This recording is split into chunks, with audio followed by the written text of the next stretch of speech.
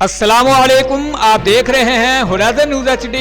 एक breaking news से आगाह करते हैं। वज़ीर आला पंजाब सरदार उस्मान बुज़दार ने रेस्क्यू 1112 मोबाइल एप्लीकेशन का इफ्तिताह कर दिया।